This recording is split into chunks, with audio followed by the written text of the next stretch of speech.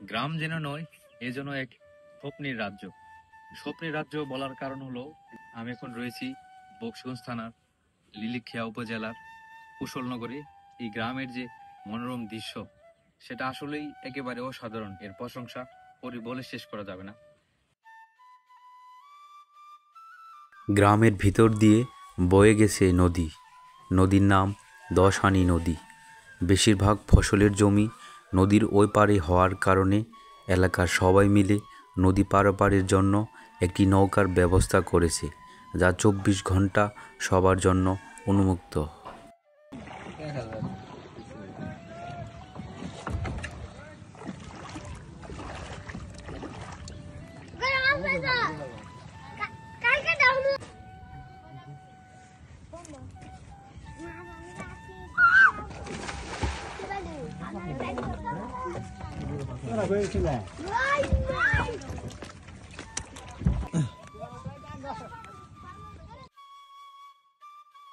একটি গ্রাম যত প্রকার সৌন্দর্য থাকলে মানুষ প্রশংসা করতে বাধ্য হয়, সেই রকম প্রশংসা করার মতো একটি গ্রাম।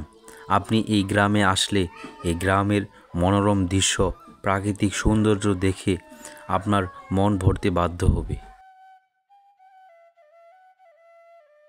বর্তমানে চারিদিকে সবুজের সমাহার। যেই দিকে তাকানো হচ্ছে দেখা যাচ্ছে ফসলের মাঠ আর ফসলের মাঠ, যেন সবুজের মনোরম দৃশ্য, যা বাংলার সকল সৌন্দর্যকে হার মানিয়ে দিচ্ছে।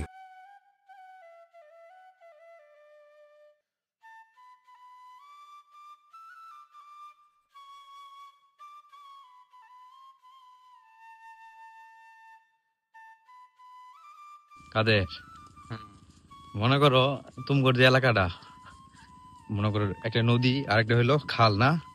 খাল তো ওই পাশে। খাল ওই পাশে, খাল আর এই পাশে নদী, দুইটা মনে করো একত্রিত মিলিত হয়েছে আর কি।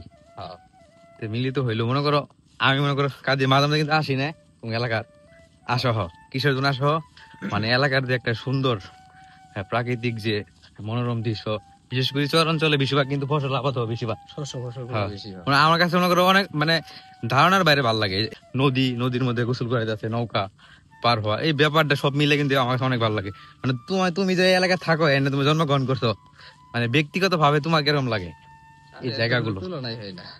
তারপরেও এরকম সুন্দর একটা মনে করো যে দৃশ্য, প্রাকৃতিক দৃশ্য, আর এখানে মনে করো একটা আমার জন্মভূমি, এগুলা মনে করো যে এই যেমন তুমি ধরো ভাইডাঙ্গা থেকে তুমি আমাদের এখানে এগুলা দেখতে আইছো, আর অথচ আমারই এখানে জন্মস্থান, তাহলে আমার কতটুকু ভালো লাগবো।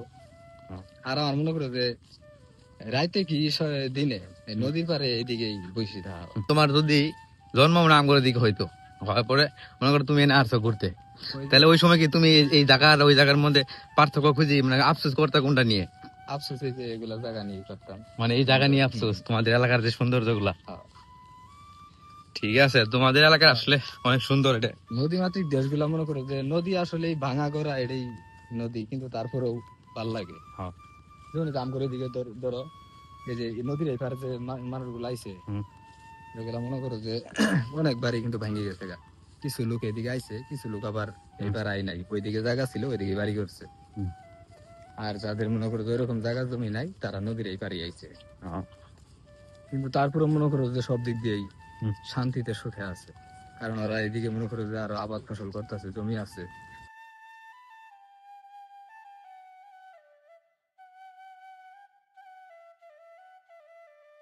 সারা বছর কম বেশি শস্য ফসল উৎপন্ন হয় এই গ্রামটিতে।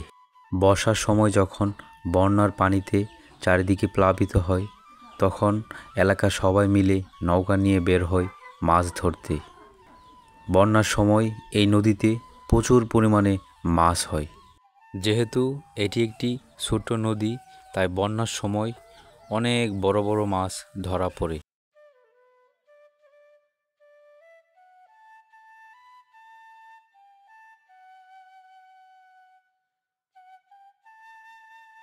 গ্রামের যে পাশ দিয়ে রয়ে গেছে একটি আঁকা বাঁকা নদী, নদীর সঙ্গে আর একটা খাল যুক্ত হয়েছে। তো এই যে গ্রামের যে একটা মনোরম দৃশ্য, মনোরম পরিবেশ, সেটা অসাধারণ এবং অভাবনীয়। নদীর যে ধারা রয়েছে, নদীর ধারা, নদীর পাশে সবাই ফসলের চাষ করেছে, ধান লাগিয়েছে, কেউ পাট লাগিয়েছে, মূলা লাগিয়েছে, আরো বিভিন্ন ধরনের ফসল, পটল লাগিয়েছে। এই ফসলগুলা নদীর পাড়ে একটা সৌন্দর্য, একটা রূপকার ধারণ করেছে। এক ক্ষেতে হলো কই তুমি মূলা, আরেক ক্ষেতে ধান, আরেক ক্ষেতে ঘাস, সব মিলিয়ে একেবারেই অনেক সুন্দর গোছানো নদীর পাড়, বাতাস একেবারে অসাধারণ। এই যে এইদিকে দেখা যাচ্ছে ধানগুলো একেবারে পেকে গেছে, কিন্তু আমাদের দিকে দেখা যাচ্ছে যে বছরে 2 বার ধান লাগাই, কিন্তু তারপরও এখনো আমাদের দিকে ধানের মানে গাছ একেবারে অনেক ছোট বললেই চলে। কিন্তু চর এলাকা তারা এর আগে ধান লাগিয়েছে, এর ভিতরে আরেকটি ফসল যেমন ধরুন সরিষা ধানটা যে লাগাইছে, এই ধানগুলো দেখা যাচ্ছে যে আমাদের দিকের তুলনায় একেবারেই মানে অনেক আগে হয়ে গেছে। তার মানে তারা সারা বছর ফসলে চাষ করছে, ক্ষেত বসে থাকতেছে না। আমাদের চেয়ে চরের মানুষ আমাদের চেয়ে আরো বেশি ফলন উৎপাদন করতেছে। তো নদীর পাড়, আমি যে বললাম নদীর পাড়ে আসলে বাতাস একেবারে মনোমুগ্ধকর, ভালোভাবে দেখায় বাতাসটা, মানে মানে বলে শেষ করে দেওয়া, এত সুন্দর লাগছে যে নদীর পাড়ের যে বাতাস। বাতাস দেখালে আপনাদের বুঝাবো, দেখেন নদীর পাড়ের যে বাতাসের যে একটা তীব্রতা, এই যে একটা গ্রামের যে মুগ্ধতা ছবি, মানে একটা বালক তার তার হাতের ভিতরে একটি ঘুড়ি, সে নদীর পাড়ে বসে ঘুড়ি উড়াচ্ছে। যে এই দৃশ্যগুলো একেবারেই মনোমুগ্ধ করে। এই যে বাতাস, আপনারা বুঝতে পারছেন এখানে কত বাতাস নদীর পাড়ে। আজকে কিন্তু অনেক গরম, সেই গরমের তুলনায় অনেক বাতাস, অনেক সুন্দর একটা মনোমুগ্ধকর পরিবেশ, মনোমুগ্ধকর গ্রাম কুশলনগর।